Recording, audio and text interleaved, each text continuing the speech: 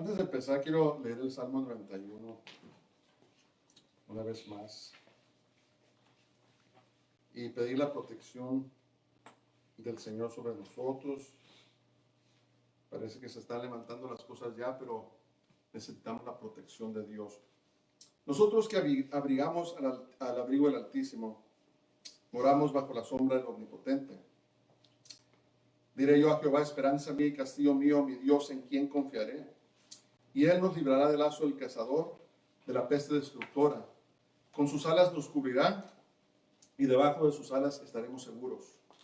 Escudo y adarga es su verdad. No temeremos el terror nocturno, ni saeta que vuele de día, ni pestilencia que ande en oscuridad, ni mortandad que en medio del día destruya. Caerán a nuestro lado 1000 y 10,000 a nuestra diestra, mas a nosotros no llegará. Ciertamente con nuestros ojos miraremos y veremos la recompensa de los impíos. Porque hemos puesto a Jehová, que es nuestra esperanza, el Altísimo, por nuestra habitación, no nos sobrevendrá mal, ni plaga tocará nuestra morada. Pues a sus ángeles mandará cerca de nosotros, que nos guarden todos nuestros caminos. En sus manos nos llevarán para que nuestro pie no tropiece en piedra. Sobre el león y el áspid pisaremos, hollaremos al cachorro del león y al dragón. Por cuanto en él hemos puesto nuestro amor, él también nos librará. Nos pondrá en alto, y por cuanto hemos conocido su nombre. Le invocaremos y él nos responderá. Con nosotros estará en la angustia, nos librará y nos glorificará. Nos saciará de larga vida y nos mostrará su salvación. Gracias, Padre, esta mañana. Ahora, Señor, de tu palabra, te pido, Señor, que me des habilidad, Señor, para poder predicar, para poder exponer tu palabra, Señor, que lo que me has mostrado, Señor, en mi estudio, que pueda explicarlo, Señor, que no se me olviden las cosas importantes y que toques nuestros corazones, Señor, de los que nos oyen, el mío también, para que seamos edificados en tu palabra. En el nombre de Jesús, en el nombre de Yeshua, lo pido todo. Amén.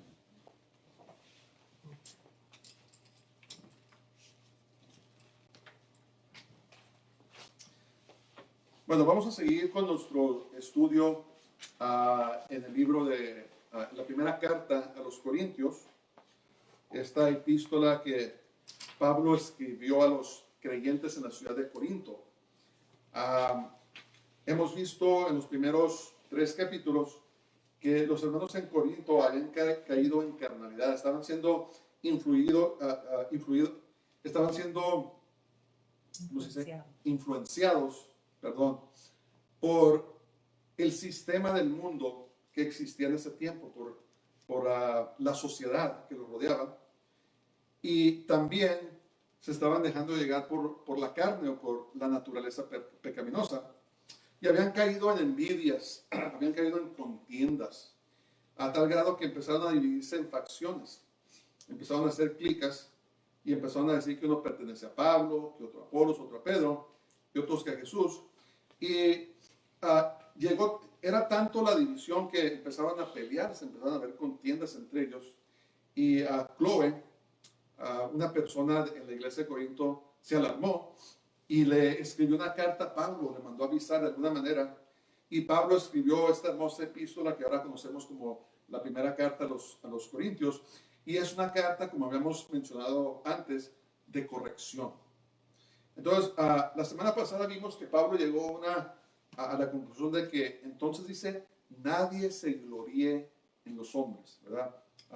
Había estado escribiendo su discurso, estaba explicándoles que no deben de glorificar a los hombres, no deben de ponernos por encima de nadie más, y llegó a esa conclusión. Entonces, este día, también había mencionado que les tenía que hablar como niños espirituales, porque andaban en la carne y no andaban según el Espíritu. Entonces, este día vamos a seguir en el capítulo 4, y Pablo siguió su corrección, siguió su discurso sobre la perspectiva correcta que debemos de tener en cuestión de los siervos de Dios, ¿verdad?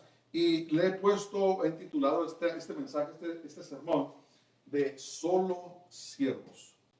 Solo siervos, y al desarrollarlo se van a dar cuenta por qué titulé este mensaje de esa manera. Ok, vamos a empezar en nombre del Señor. Primera carta a los Corintios, capítulo 4 y verso 1, y vamos a empezar en el nombre del Señor. Así pues, ténganos los hombres por servidores de Cristo y administradores de los misterios de Dios. Ténganos los hombres por servidores de Cristo y administradores de los cielos de Dios. Después de que les dijo, no anden glorificándose los hombres, dijo, esta manera es como deben ustedes de vernos, de mirarnos. Ténganos los hombres por servidores de Cristo y administradores de los misterios de Dios. Entonces, esta palabra servidores o siervos de Cristo viene de la palabra griega huperetes. Y esa palabra era usada por lo que en ese tiempo eran remadores de nivel bajo. Estos eran esclavos que servían en los barcos romanos de guerra y remaban. Entonces, pero no tan solamente eran remadores, sino que eran los remadores más bajos. Vamos a ver esta ilustración, la puse para que nos entiendan. Este es un barco de guerra romano y era propulsado por remas, ¿verdad? Hombres andaban a remas y no se tenían que preocupar por si había viento o si el viento estaba favorable o no estaba favorable. Tenían remadores para propulsar el barco y llevarlo a batalla a donde necesitaban llevarlo a batalla. Entonces, había dos grupos, dos niveles de remadores. Los remadores del primer nivel y los remadores del segundo nivel, o el nivel bajo. Entonces, cuando Pablo usó esta palabra hupéretes, dice, ténganos por hupéretes, ténganos por siervos de segundo nivel, de lo más bajo. Se estaba poniendo en esa posición Pablo. Entonces, escriban sus papeles. Pablo estableció el punto de vista correcto con respecto a los llamados a predicar la palabra. Pablo estableció el punto de vista correcto con respecto a los llamados a predicar la palabra. Dijo, miren, revísate la escritura. Dice, mírenos de esta manera. Mírenos como siervos. Y acuérdense una cosa, es muy admirable cómo Dios convierte los corazones de una persona, ¿verdad? Pablo, un hombre arrogante, un hombre soberbio, un hombre altamente educado, un hombre sublimemente inteligente. No había nada en que podía debatir en contra de él, o no había muchos que podían debatir con éxito en contra de él. Pero Dios lo había transformado de tal manera que se puede ser un hombre orgulloso que perseguía a la iglesia con rabia, a un hombre humilde, tan humilde que decía, miren, téngame como un jupérete, téngame como un esclavo de segunda clase. Lo más bajo que me puedan tener, mírenme de esa manera. Eso es muy interesante eso, ¿verdad? Sabemos que la Biblia nos dice que tengamos el mismo sentido como Jesús, ¿verdad? Que no se aferró, como dice la palabra de Dios, el ser igual a Dios, sino que se subbajó, dice que tomó la forma de siervo. Vino a este planeta, permitió que los hombres lo golpearan, lo tomaran, lo escupieran, permitió que lo desgarraran y al fin lo pusieron a muerte.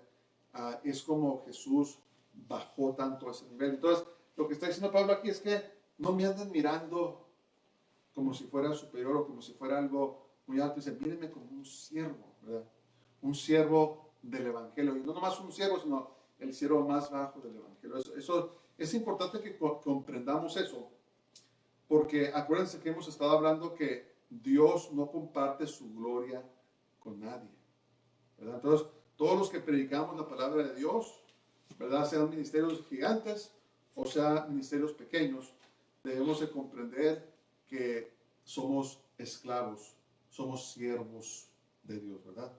Que nada de lo que compartimos, de lo que damos, viene de nosotros. La salvación no viene de nosotros. La palabra de Dios no viene de nosotros. El Espíritu Santo no viene de nosotros. Todo viene de lo alto, ¿verdad? Y debemos de mantener una perspectiva correcta de lo que somos en el Señor, ¿verdad? Somos más, pero debemos comportarnos como siervos. No sea que caigamos en orgullo, no sea que caigamos en arrogancia. Algo que dice la palabra de Dios que Dios resiste. Dice la palabra de Dios que Dios resiste a los soberbios, pero da mayor gracia a los humildes, ¿verdad? Más fácil dicho que hecho, pero es lo que Dios nos ha llamado a hacer. Ok. Y entonces también dice que somos siervos, somos esclavos de Dios, pero también somos administradores, dice, de los misterios de Dios. Vamos a ver un administrador. Entonces, un administrador o un mayordomo, también otra palabra muy buena para usar es mayordomo, es persona que tiene por oficio administrar los bienes de otros, ¿verdad? Digo, Pablo, miren, mírenme como un siervo, pero también mírenme como alguien que estoy administrando los misterios, los bienes, las posesiones de Dios, ¿verdad? ¿Y qué hace un buen administrador? Un buen administrador cuida de los bienes de su amo, ¿verdad? Que no estén desperdiciados. Si está manejando su dinero, se asegura que su dinero sea invertido sabiamente, ¿verdad? Si va a hablar de su jefe, de su amo, de su patrón, lo hace de una manera que no avergüenza al amo, lo hace de una manera que trae honra al amo, ¿verdad? Un administrador, Dios está buscando que seamos administradores, pero que seamos fieles y buen administradores. Administradores que le traigamos gloria a Dios, que no lo avergoncemos, que no lo deshonremos, sino que le traigamos honra a Él y también que cuidemos muy bien de cómo distribuimos los bienes de nuestro patrón, ¿verdad? Que cuidemos cómo distribuimos el Evangelio, ¿verdad? Pablo está diciendo, miren, sí soy un siervo, pero también soy un mayordomo, un administrador del Evangelio del Señor.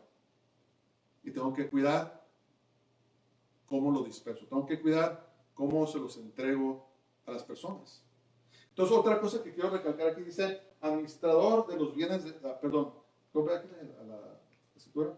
Administrador de los misterios de Dios. Acuérdense que estos misterios no están hablando de cosas así misteriosas, esotéricas, que solamente un grupo especial puede ser parte de. No, está hablando de cosas espirituales de Dios que en un tiempo estuvieron escondidas, pero que hoy han sido reveladas. Entonces dice Pablo, yo soy un manejador, un mayordomo, un administrador de lo que Dios reveló y así es como quiero que me vean. ¿Sí? Soy un siervo, pero también soy un administrador. Eso es lo único que estoy haciendo. Estoy administrando los bienes de mi Dios. ¿Ven? Estaba poniendo ese fundamento Pablo, los estaba corrigiendo. Estaba diciendo, miren, están mal. Se están portando en la carne. Están peleándose los unos con los otros y están mal. Tenía que corregir el punto de vista de los corintios, porque iban por un muy mal camino, ¿verdad? Les hizo ese aviso, ¿saben qué? No saben ustedes que ustedes son el templo de Dios. Si alguien destruye el templo de Dios, Dios también los va a destruir a ustedes. Dice, tengan cuidado de no andar dañando la iglesia. Les dio ese aviso muy serio, ¿verdad? Y aquí ya les estaba diciendo que miren, mírenos de esta manera. Y también se dice que Apolos era un gran predicador, ¿verdad? Una lengua de oro. Y yo pienso que si existiera en estos tiempos, mucha gente trataría de elevarlo hasta arriba y darle un montón de premios o lo que sea, porque dicen que era un parlante muy, muy dotado. Es más, antes de que comprendiera el evangelio pleno, ya andaba predicando y la gente lo andaba escuchando, hasta que le hicieron un lado y le dijeron, hey, ¿sabes qué? Mira, le explicaron a Jesús, el Espíritu Santo, y entonces fue cuando completamente se entregó al Señor. Y Pablo le tenía confianza, ¿verdad? Andaba enseñando en Corintio y era como se dice, un predicador muy eficaz, muy eficaz. Pero decía Pablo, bien, Apolos, yo, Pedro, somos siervos y somos administradores. Mírenos de esa manera. Ok, vamos a ir ahora a seguir. Entonces vamos a ver, dice, ahora bien, se requiere de los administradores que cada uno sea hallado fiel. Entonces escriben sus papeles. aunque la posición de un líder en la iglesia es de siervo, debe de ser fiel en su llamado. Esta palabra no se debe usar como excusa, pues soy un simple siervo, voy a buscar de otra manera, o no es tan importante lo que estoy haciendo. No. Dice que aunque la posición de un líder en la iglesia es de administrar administrar el evangelio de Dios, y también es un siervo, debe de ser fiel en su llamado. Ahorita vamos a ver las cosas por las cuales Pablo pasó, y a veces pasamos por pruebas en la vida y sí, son duras, yo sé, pero vamos a ver las cosas que pasó Pablo también, para que veamos que sí es posible ser fiel a Dios sin importar las consecuencias. Entonces, un buen administrador es una persona confiable, ¿verdad? Un dueño de negocios que tiene a un buen mayordomo bajo de él, que puede confiar, le trae grande paz, ¿verdad? Pero ¿qué tal si tiene un mayordomo, un administrador que le está robando, o que no maneja bien, o que abusa de la gente, y lo único que causa es contiendas en su negocio? ¿Qué pasa con eso? Es un patrón que no vive en paz, es un patrón que, ¿sabes qué? Tengo que buscar un buen administrador. Pero si el administrador es un buen administrador, trata bien a la gente, maneja con sabiduría el dinero, no le roba a su amo, sino que lo bendice, entonces el administrador va a ser una persona contenta, va a ser una persona que va a estar en paz porque sabe que su administrador está haciendo buen trabajo. ¿Verdad? Es lo que dice Pablo, dice, los administradores, dice, tenemos que ser hallados fieles. Fíjense lo que dice Mateo 25:23. Dice, hablando de Jesús, su Señor le dijo, bien, buen siervo y fiel. Sobre poco has sido fiel, sobre mucho te pondré, entra en el gozo de tu Señor. Entonces, lo que Dios nos llama a sus siervos es a la fidelidad, ¿verdad? No nos llama a la perfección, no va a decir, bueno, su Señor le dijo, bien, buen siervo, fiel y perfecto. Bien, buen siervo, fiel y de gran habilidad, ¿verdad? De gran educación, de gran fama, de gran trabajo. No les dijo eso. Le dijo, buen siervo y fiel. ¿Verdad? Dios nos llama a serles fiel. No nos llama a ser perfectos, nos llama a serles fiel. Entonces, ¿qué te llamó Dios? Algunos nos llaman al ministerio, a predicar. Otros los llama a ser empresarios. Otros los llama a ser maestros. Otros los llama a ser constructores. Otros los llama a enseñar en las escuelas. Otros los llama a administrar grandes negocios, ¿verdad? Empresas o lo que sea. ¿Y qué quiere Dios? Que seamos fieles a Él en cualquier cosa que nos haya dado. La fidelidad. ¿Verdad? Si te llamamos un empresario y eres un empresario de empresas gigantescas, o si eres un empresario tal vez de mayordomo de un negocio pequeño, es lo mismo. Dios te llama a ser fiel en donde te llamó a estar. ¿Verdad? Donde tú estás ahorita no es accidente. Es que Dios te tiene allí por sus razones. Entonces, ¿qué pasa? Que Dios te llama a ser fiel donde estás. Y si tú aprendes a ser fiel donde estás en lo pequeño, entonces puede tenerte confianza de ponerte sobre mucho. Porque un día a todos los siervos Dios nos va a dar mucho. ¿Sabían eso? Un día vamos a gobernar en esta tierra. Y lo que antes era pequeño, lo que sea, de repente va a ser mucho. Pero Dios se lo va a dar ¿a quién? A los que le son fieles. Es lo que Dios nos llama a nosotros, es sé fiel donde estás. Sé fiel a Dios donde Él te ha puesto. No es fácil, ¿verdad? Porque el diablo va a llegar y te va a querer sonsacar. Porque donde Dios te tiene, ahí es donde vas a ser más eficaz. Si te tratas de salir donde Dios te tiene, no vas a ser muy eficaz. Porque tu llamado es donde Dios quiere que estés. ¿Se acuerdan del profeta Jonás que huyó del llamado de Dios? ¿Y qué hizo Dios? Pues bueno, pues vamos a a tener que ver cómo regresamos a Jonás donde debe de estar. Y mandó un pez, ¿verdad?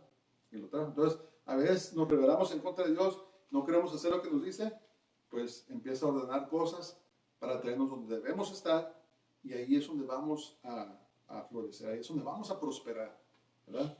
Pero Dios quiere que seamos, ¿qué? Quiere que seamos fieles. Fieles a Él. Venga lo que venga, Dios nos llama a ser fieles a Él. Bendito sea el Señor.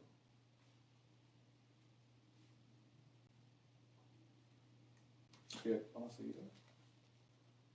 Vamos en el 3 y el 4. Ok, perdón, se me olvidó un punto muy importante.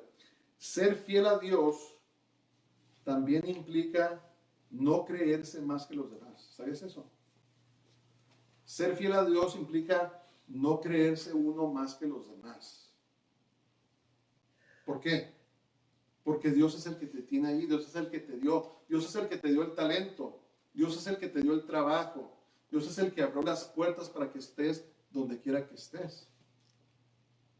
Entonces, la persona fiel entiende eso y nunca se va a creer más que los demás, aunque nosotros nos maltraten o lo que sea, como nos traten.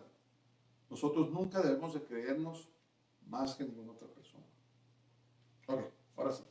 Entonces dice, 3-4 dice, yo en muy poco tengo el ser juzgado por vosotros o por tribunal humano, y ni aun yo me juzgo a mí mismo, dice, porque aunque de nada tengo mala conciencia, no por eso soy justificado, pero el que me juzga es el Señor. Escriban sus papeles. Miren, cuando Pablo escribió esto, no estaba diciendo que se creía más de los demás. Ustedes que me van a andar juzgando a mí. Lo que hizo Pablo fue esto. Pablo afirmó que el juicio que de verdad cuenta es el juicio de Dios. Y ahorita vamos a ver por qué. Pablo afirmó que el juicio que de verdad cuenta es el juicio de Dios. Sin duda, las personas que andaban haciendo facciones y contendiendo en Corinto andaban hablando de Pablo. Andaban hablando de cualquiera que se atrevía a corregirlos. Andaban diciendo cosas, ¿verdad? Tal vez juzgando que no era un buen apóstol, como si ustedes leen las cartas, las epístolas, ahí en el Nuevo Testamento, se van a dar cuenta que Pablo cada vez tenía que afirmar, decía, Pablo, apóstol de Jesucristo, llamado por Dios.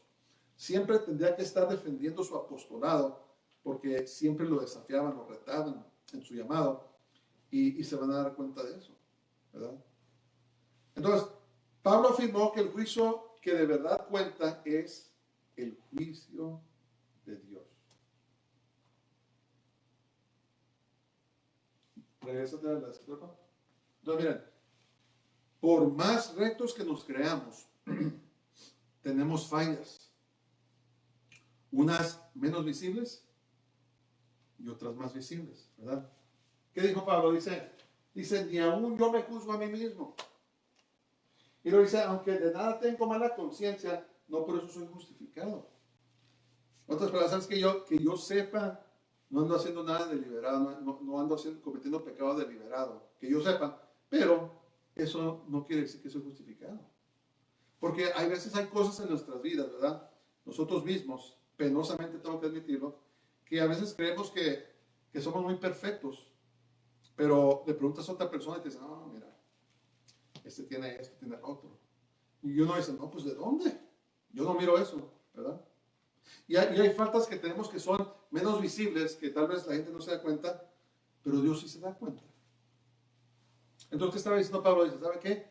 El que de veras puede juzgarnos correctamente es Dios. El juicio que de veras cuenta es Dios. Dice, un administrador debe de ser fiel, y yo soy fiel, que yo sepa, yo soy fiel, pero ni yo mismo me juzgo, ni aún yo me juzgo.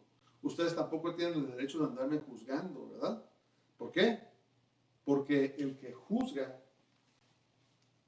el que hace un juicio correcto, ¿es quién? Es Jesús. Y ahorita vamos a ver por qué llegó a esa conclusión.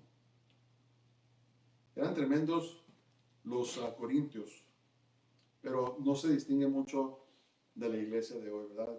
A veces yo me pongo a pensar que la iglesia de hoy está pasando por las mismas tentaciones, las mismas pruebas, los mismos retos que pasaba la iglesia en Corinto, ¿verdad? Era una ciudad muy depravada, como vemos que el mundo se está depravando, se está volviendo loco.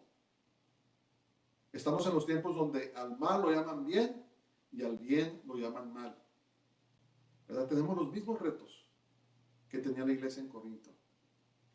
Ok, vamos a seguir. Dice el verso 5. Así que no juzguéis nada antes de tiempo, hasta que venga el Señor, el cual aclarará también lo oculto de las tinieblas y manifestará las intenciones de los corazones, y entonces cada uno recibirá su alabanza de Dios. Escriban sus papeles. El juicio de los hombres es erróneo e incompleto. El juicio de los hombres es erróneo e incompleto. ¿Qué estaba pasando en Corinto? Se andaban juzgando el uno al otro. Hey, ¿sabes qué? Tú te vas a ir al infierno. ¿Sabes que yo no me voy a juntar contigo porque yo soy mejor que tú?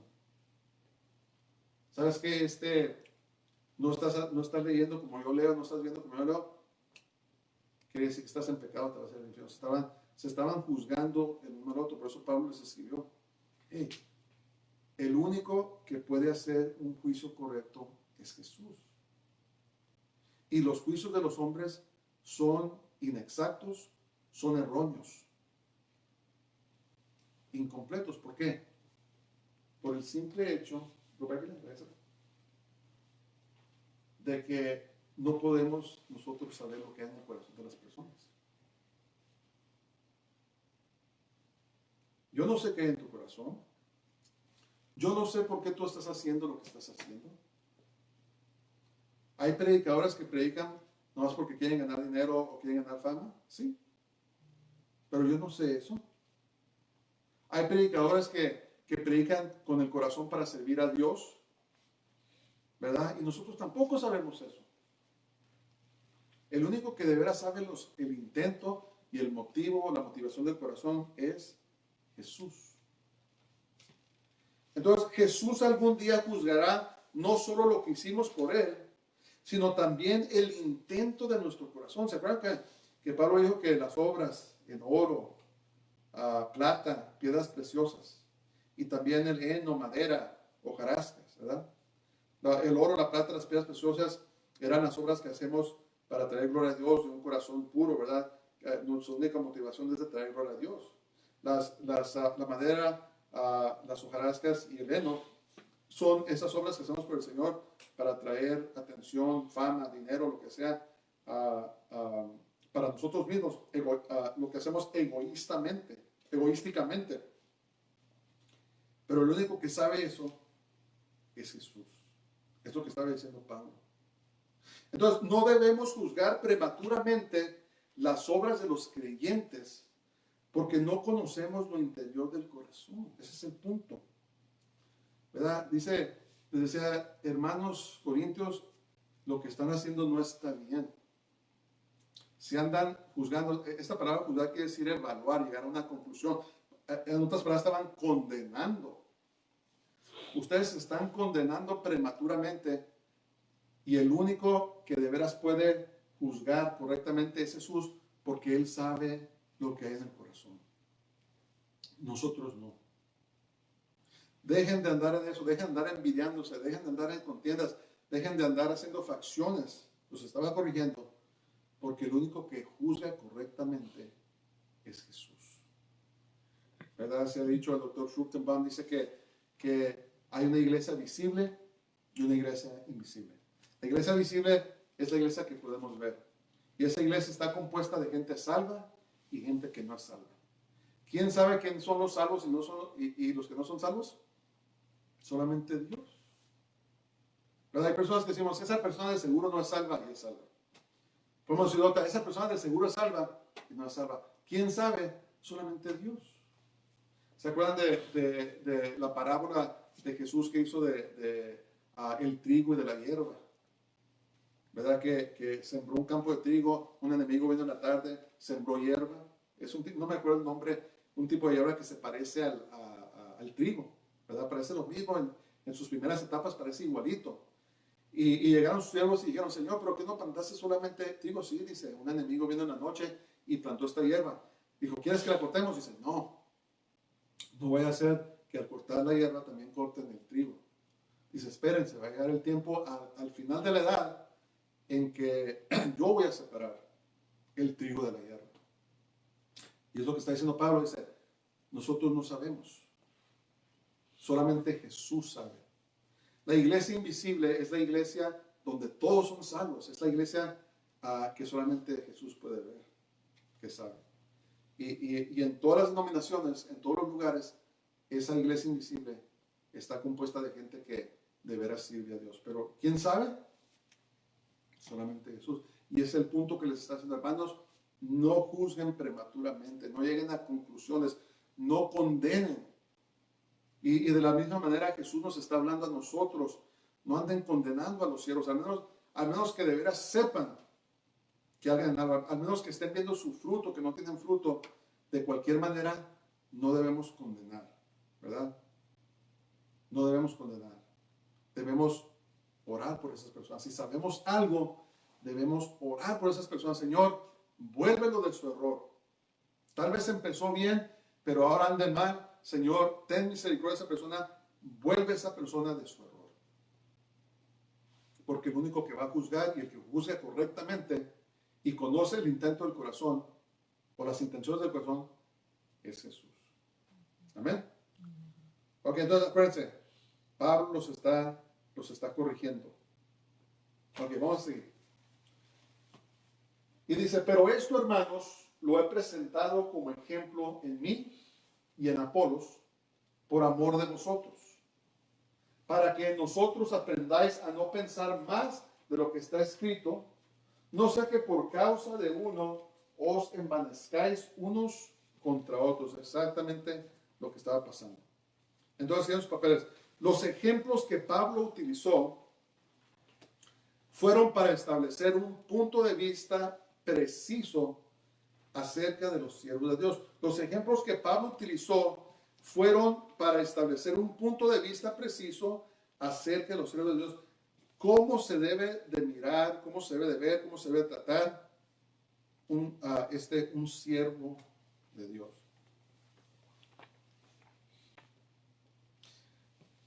Regresa, papá. Y esta palabra que usó aquí, hermanos, dice, lo he presentado como ejemplo. Esa palabra ejemplo es el griego metaschematizo, que significa aplicar figurativamente. Dice, Pablo aplicó. Dice, lo puso como ejemplo, lo utilizó como ejemplo, dice, aplicó estas cosas figurativamente para enseñarles algo. ¿Y qué fue lo que Pablo usó figurativamente? ¿Cómo se dice? Figurativamente. ¿Qué fue lo que se aplicó Pablo? ¿O qué usó como ejemplo para él y para Apolos para clarificar lo que es un siervo de Dios, un predicador? ¿Qué fue el ejemplo? ¿De qué estaba hablando? Que vamos a ver. ¿Se acuerdan ustedes que dijo que era un agricultor? Comparó a la iglesia como un campo cultivado, ¿verdad? Un agricultor que va, siembra, Pablo sembró, Apolo regó, pero Dios causó el crecimiento. ¿Se acuerdan de eso? Dice, también se comparó a un constructor. Dice que Pablo puso un fundamento, que es Jesús, y Apolos empezó a edificar sobre ese fundamento. Le dijo, tengan cuidado cómo edifican sobre ese fundamento, ¿verdad? Entonces se comparó a un agricultor, a un constructor. Hoy en día estamos viendo que se comparó a un siervo, el siervo más bajo, un esclavo, y también a un administrador. Dice estas cosas, dice, las he presentado como ejemplo en mí, Apolos, por amor de ustedes. ¿Para qué? Para que nosotros aprendáis a no pensar más de lo que está escrito, no sea que por causa de uno os envanezcáis unos contra otros. Entonces, lo presentó Pablo eso para que no piensen de más, ¿verdad? No debemos pensar de más de otros, ni de nosotros tampoco. ¿Saben qué? Tampoco debemos de pensar menos. No debemos de pensar ni de más, ni de menos, debemos de pensar lo que es correcto. Y Pablo usó estos ejemplos para decir, miren, mírenos de esta manera, no somos más que ustedes. No somos más que ustedes. A causa de este mal punto de vista, punto de vista erróneo, fue lo que causó divisiones y fracciones entre los corintios. Empezaron a decir, no, mira que Pablo es mejor, que Apolos es mejor. No, Pedro, no, Jesús es mejor. Yo le pertenezco a Jesús. Y empezaron con ese tipo de contiendas. Y Pablo estaba diciendo, miren, mírenos de esta manera. Sí, estamos aquí para su beneficio, pero no somos más que ustedes. No somos ni más, ni somos menos que ustedes. Ustedes no son más, ni son menos que nosotros, ¿verdad? Es lo que hace este mundo. Este mundo crea niveles. En la India se practica, me parece que lo llaman las castas, ¿verdad? Y son diferentes niveles en la sociedad. No me recuerdo los nombres, pero el de arriba mira al de abajo como si fuera basura y los tratan como basura. Es terrible. Sí, en tiempos modernos pasa esto. En otros países se practica esa forma, pero no es tan delineada, no es tan específica, pero a veces practicamos eso. Es lo que crea el mundo, crea niveles para que algunos se crean más que otros. Y Jesús vino a hacer eso, dijo, no hay diferencia, dice, entre judío ni griego, entre hombre o mujer, entre siervo, entre señor y esclavo. No hay diferencia. ¿Será que el que invocar en el nombre del Señor será salvo? Tenemos el beneficio de caminar con el Señor y el Señor Jesús vino a deshacer esas cosas. Y estaba corrigiendo Pablo a los corintios, dice, dejen de hacer eso, mira, esto es lo que somos siervos, somos constructores, somos agricultores, ¿verdad? Figurativamente, ¿verdad? Para el beneficio de ustedes. Ya no quiero que se anden peleando uno con el otro por nosotros, sino que exista la hermandad que Dios quiere que exista en nosotros y que tengamos la perspectiva correcta. Ok, vamos a seguir. Dice, porque ¿quién te distingue? ¿O qué tienes que no hayas recibido? Y si lo recibiste, ¿por qué te glorías como si no lo hubieras recibido? Escriban sus papeles. La naturaleza pecaminosa o la carne busca poner a una persona por encima de otra. La naturaleza pecaminosa o la carne, como quieran decirle, busca poner a una persona por encima de otra. Regresa, por favor. Dice, porque ¿quién te distingue? En otras palabras, ¿quién les dijo a ustedes que son diferentes el uno del otro? ¿Qué les da derecho a ustedes de andar haciendo una distinción entre uno y el otro diciendo que son mejores que otros? Es lo que Pablo les estaba diciendo. Entonces, la arrogancia de los corintios había llegado a tal grado que no reconocían que alguien más les había entregado el evangelio. Por eso le dijo, ¿qué tienes que no hayas recibido? Empezaron a decir, ¿sabes qué? La salvación, yo la comprendí por mí mismo, yo la comprendí mejor que tú. Así es como somos los humanos, desafortunadamente. Eso me hace mejor que tú. Y por eso se empezaron a dividir, ¿verdad? Empezaron a haber envidias. No, ¿sabes qué? Yo predico mejor o yo soy mejor que tú. Empezaban a dividirse. Entonces Pablo dijo, espérense. La salvación, los dones espirituales, la gracia de Dios, ustedes la recibieron. No es de ustedes mismos. ¿Verdad? Porque acuérdense que la iglesia en Corintios fue tan bendecida que parece que caminaban en los 9 dones del Espíritu Santo. Y después, como en el capítulo 12 me parece, vamos a hablar que Pablo tuvo que escribirles para traer orden, porque estaban fluyendo los dones del Espíritu Santo, pero estaba todo desordenado, ¿verdad? Y entonces todo lo que recibieron los corintios, lo recibieron, pero se andaban comportando como que nadie se lo había dado, que ellos, por sus propios méritos, porque eran gente tan grande, lo que sea, ellos los tenían. ¿Se fijan eso? Entonces Pablo lo que estaba haciendo los estaba reprendiendo. Dice, hey, Dios les dio a ustedes estas cosas por su gracia. ¿Por qué se están comportando como que nadie se las dio, como que ustedes las merecen o que ustedes mismos las generaron? Es lo que les estaba diciendo. Pero en otras palabras, se estaba poniendo fea la cosa. en Corinto. Y gracias a Dios por su palabra, gracias a Dios por su fidelidad, que Dios los estaba corrigiendo. No se crean más que otros, ni tampoco se crean menos que otros. Hay personas que luchan con la superioridad, otros luchamos con la inferioridad, pero esas dos cosas no son de Dios.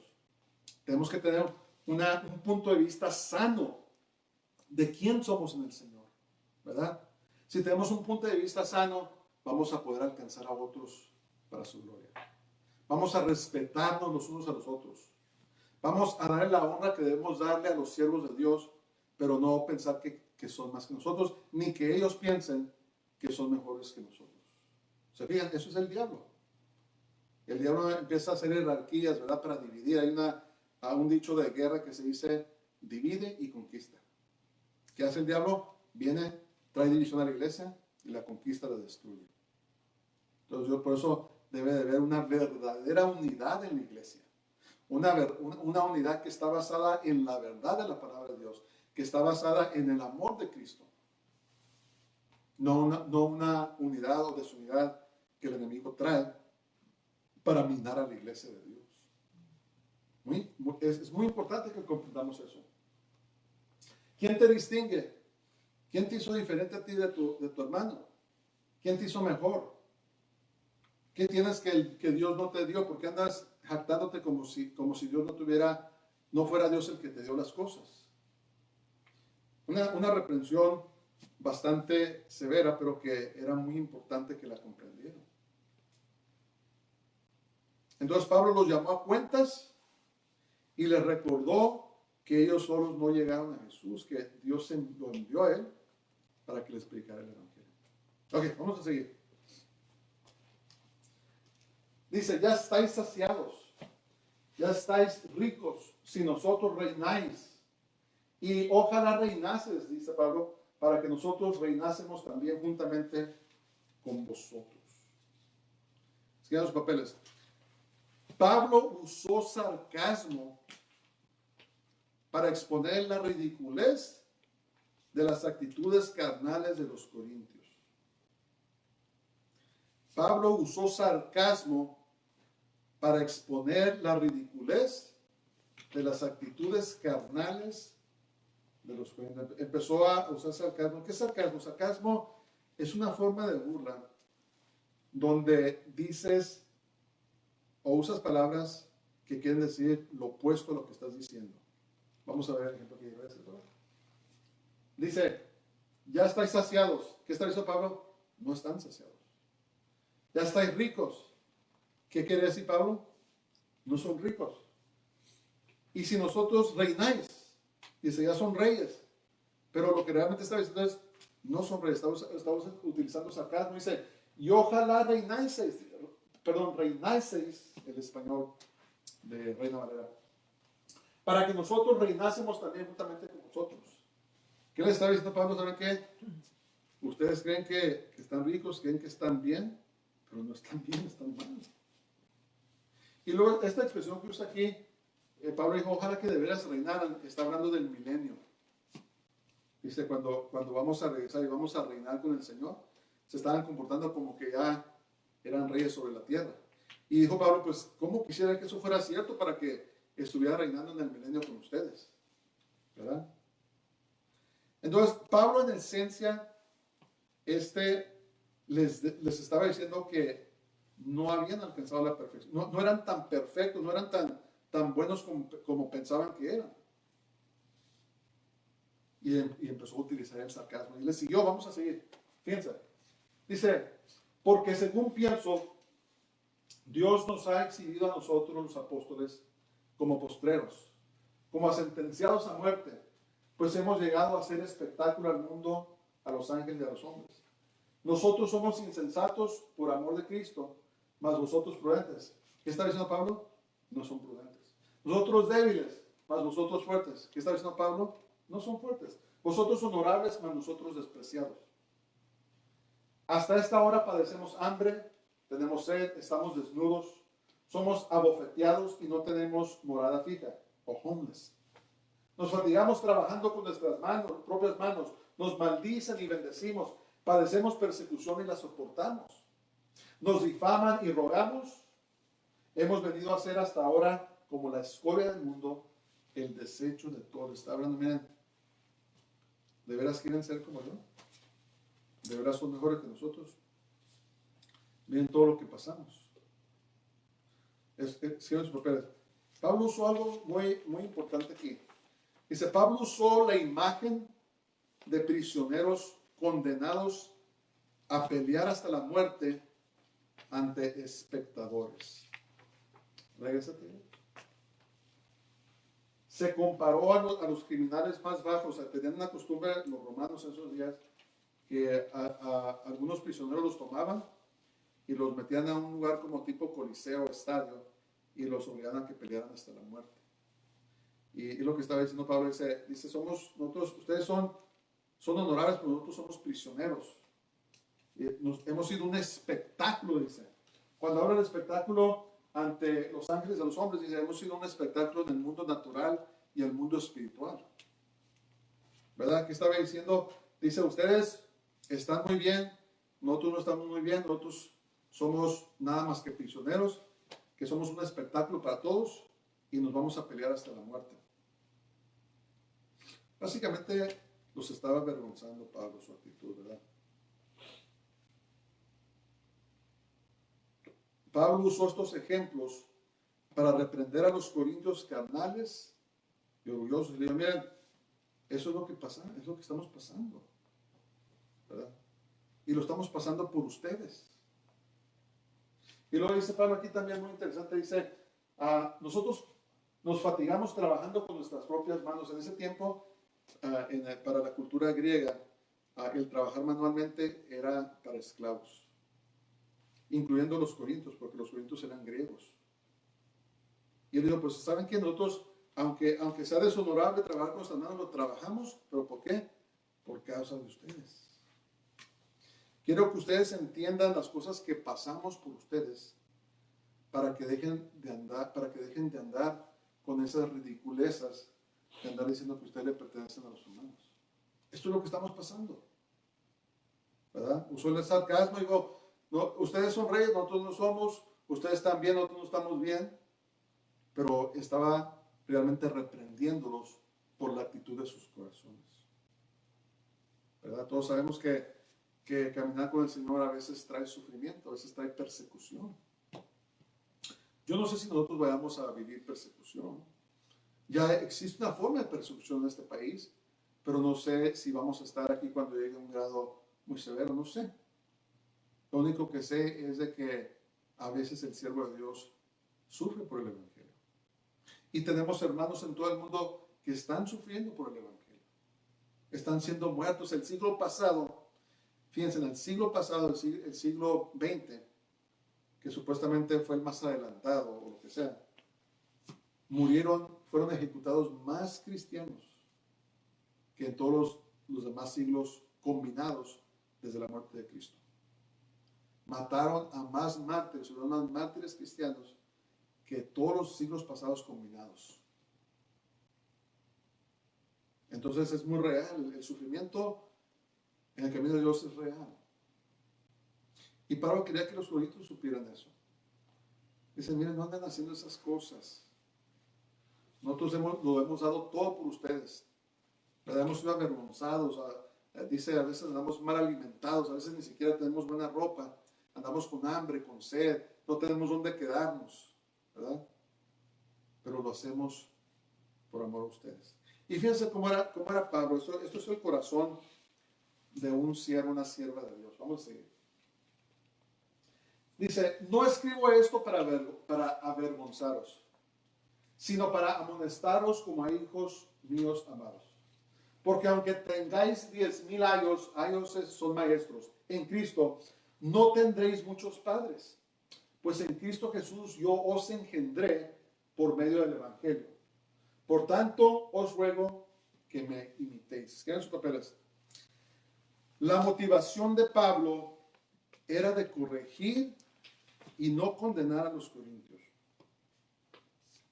La motivación de Pablo era de corregir y no de condenar a los corintios. O sea, Pablo no estaba escribiendo esto para humillarlos, para degradarlos. Lo estaba escribiendo por amor. Miren, la corrección bíblica, la disciplina de Dios, es para que la gente se corrija y se vuelva a Él. No es una corrección para matarlos, ¿verdad? Para herirlos, echarlos fuera y ya no te quiero ver nunca jamás. No. Cuando es necesaria la disciplina eclesiástica o cuando es necesario la corrección, es para que esa persona se arrepienta, corrija, deje de hacer lo malo que andaba haciendo y se regrese al Señor. Entonces Pablo les escribió eso, sí, les dio una severa reprensión, ¿verdad? Como decimos los mexicanos, unos buenos chicotazos, pero es por amor. Cuando nuestros hijos están chicos y los corregimos, ¿verdad? A veces tenemos que castigarlos, pegarles, pero no lo hacemos porque los odiamos, no lo hacemos porque queremos desecharlos, lo hacemos porque queremos que se corrijan, ¿verdad? No dejamos de amarlos. Y eso mismo Pablo dice, yo soy su padre espiritual. Y como su padre espiritual, yo los quiero corregir. ¿Por qué? Porque los amo, papi, gracias por favor. Dice, porque aunque tengáis 10,000 años, 10,000 maestros, pueden venir a enseñarlos cualquiera, no tendréis muchos padres. Dice, yo soy su padre, los engendré por medio del Evangelio. Entonces, existe un celo piadoso que los siervos de Dios sienten por las almas que vean a Jesús. Es un celo que uno siente, un amor por las almas, ¿verdad? Como se convierten, que no quiere que nadie los vaya a engañar, no quiere que anden desbalagándose del camino de Dios. Queremos verlo crecer y hacerse fuertes en el Señor. Y cuando no pasa eso, sentimos el celo que siente Dios, ¿verdad? Y a veces corregimos a la gente, pero no por otra cosa, sino por amor a ellos. Y es lo que le dice Pablo. Miren, guys, ya sé que les haré bien fuerte, pero mi intención no es humillarlos, no es degradarlos, no es ponerlos abajo. Mi intención es de que se corrijan. ¿Por qué? Porque los amo, son mis hijos espirituales. Entonces, Pablo como padre espiritual los engendró a los corintios cuando ellos creyeron el Evangelio. Cuando ellos vinieron al Señor, Pablo se volvió en su padre espiritual. Entonces, interesantemente también, fíjense, esta última porción dice, por tanto os ruego que me imitéis. Pablo vivía su vida de tal manera que no tenía miedo de decir, imítenme. Y ahora yo pienso, me atrevería a decir, hey, imítenme a mí. Es algo que pensar. Es algo que pensar. Ok, vamos a seguir ya vamos a terminar. Dice, por esto mismo os he enviado a Timoteo, que es mi hijo amado y fiel en el Señor, el cual os recordará a mi proceder en Cristo, de la manera que enseño en todas partes y en todas las iglesias. Entonces, ¿qué los papeles? Timoteo era un fiel siervo de Dios y en quien Pablo tenía toda confianza. Entonces Pablo sabía que Timoteo los iba a enseñar bien, ¿verdad? Era un siervo de confianza. Y saben que les voy a mandar a mi hijo espiritual Timoteo para que les recuerde todas las cosas que les enseñé. No nomás los voy a reprender por carta, voy a hacer algo, les voy a mandar a Timoteo para que les recuerde todo lo que ya les enseñé. ¿Ok? Les estaba dando un aviso y luego finalmente para terminar les doy un último aviso. Vamos a seguir. Dice, mas algunos están envanecidos como si yo nunca hubiese de ir a vosotros, pero iré pronto a vosotros si el Señor quiere y conoceré no las palabras sino el poder de los que andan envanecidos. Porque el reino de Dios no consiste en palabras sino en poder. ¿Qué queréis? ¿Iré a vosotros con vara o con amor y espíritu? ¿Iré a vosotros con vara o con amor y espíritu de mansedumbre? Entonces, escriben sus papeles. Pablo ejercía autoridad espiritual en la iglesia para volver a los creyentes a sana doctrina, no la doctrina de contención. ¿Se acuerdan que eso de envidias y de contiendas, eso la Biblia la llama sabiduría humana? Y Pablo los quería regresar a la sana doctrina. Entonces Pablo le decía, miren, corríjanse. Cuando yo llegue, yo voy a saber quiénes son los que andan envanecidos. Y créanme, voy a ir, porque Aparentemente algunos decían, no, Pablo nunca va a venir y voy a seguir como estoy. No, dice, voy a ir y me voy a dar cuenta quiénes son. Dice, yo no quiero llegar con la vara, ¿no? Yo no quiero llegar aprendiendo, por eso les mandé esta carta, les voy a mandar a Timoteo, por favor corríjanse, ¿no? Yo prefiero llegar con un espíritu humilde y apacible, un espíritu de mansedumbre. Es como Pablo prefería llegar. Pero Dios ha dado autoridad espiritual a los que predican la palabra para que la gente se corrija. Acuérdense, Dios no quiere que nadie se condene, ¿verdad? Tal vez los sistemas modernos de la prisión fallan porque no están diseñados para corregir a las personas. A mí me tocó trabajar en prisión y a veces los prisioneros entraban y aprendían a ser mejores criminales. Y cuando salían cometían mejores crímenes, ¿verdad? Existía lo que se llama recidivismo, que entraban, salían, entraban, salían, entraban, salían. Pero en el reino de Dios no es así, ¿verdad?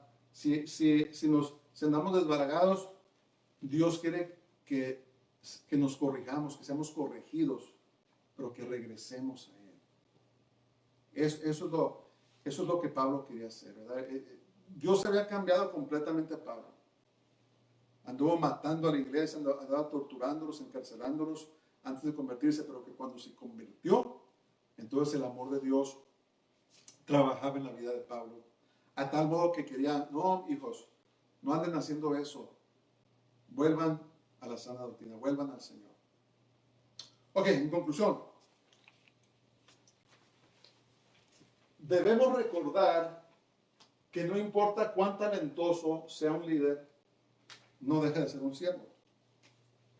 Los líderes no son ni más ni menos que el resto de la iglesia. Algún día Dios recompensará a todo creyente de acuerdo con sus obras, o de acuerdo a sus obras y la motivación de sus corazones. Entonces, por eso intitulé este mensaje Solo Siervos. Solo Siervos, ¿verdad? Porque es realmente lo único que hacemos, es servir al Señor. Él causa el crecimiento, Él causa el cambio en el corazón de las personas. Él sana, Él libera, Él hace todo, pero Él ha escogido trabajar por medio de nosotros, los humanos. Y por lo tanto, número uno, no debemos caminar de acuerdo a lo que el mundo nos está diciendo. Debemos de vivir nuestras vidas de acuerdo a la palabra de Dios. Número dos, no debemos andar viviendo según la carne, según la naturaleza pecaminosa, en envidias, en contienda y eso, porque causa lo que estaba causando aquí. Pablo escribió las facciones, las divisiones, las peleas, las contiendas. No debemos andar según la carne. Y número tres, no debemos de mirar a la gente ni más ni menos de lo que son. Debemos de mirarnos como siervos, como consiervos en este camino que Dios nos ha permitido andar. Y debemos de caminar según la ley del Espíritu de Dios, ¿verdad? Lean ahí Gálatas 5:22. Ahí habla sobre el fruto del Espíritu Santo. Y es lo que Dios desea que nosotros caminemos. Sí, más fácil dicho que hecho, pero debemos esforzarnos. Debemos buscar a Dios en la oración, en la palabra. Debemos de estar metidos con Dios para que Él nos ayude a caminar la vida que debemos de caminar. Muy bien, vamos a despedirnos porque nos ponemos de pie. Padre, gracias te damos por este tiempo, por tu palabra. Señor, te pido que nos permitas hacer siervos y fieles, Padre. Así como dijo Pedro o Pablo, Señor, que el administrador, el mayordomo debe de ser hallado fiel. Que seamos hallados fieles en ti, Señor. Bendice a cada uno de los que nos están oyendo, Señor. Bendice sus familias, bendice sus casas, sus negocios, sus trabajos. Bendice sus vidas, Señor. Y ayúdanos de veras a ser los siervos, Padre. Honrar al que te sirve, pero solamente saber que son siervos tuyos, Padre. Te alabamos, te bendecimos en todo, en el nombre de Jesús. En nombre de Yeshua. Amén. Muy bien, pónganse de pie, por favor. Vamos a recibir la bendición. Que el Señor te bendiga y te guarde. El Señor haga resplandecer su rostro sobre ti y tenga de ti misericordia. Que el Señor haga volver su rostro sobre ti, sobre tu casa, tu familia, tus hijos, tus nietos, tus posesiones, tus trabajos, tu ministerio, y te llene de su paz. Baruch haba Hashem Adonai, bendito el que viene en el nombre del Señor, en el nombre poderoso de Yeshua HaMashiach, Jesús nuestro Mesías. Amén. Dios te bendiga mucho, bendiciones y Shabbat Shalom. Gracias.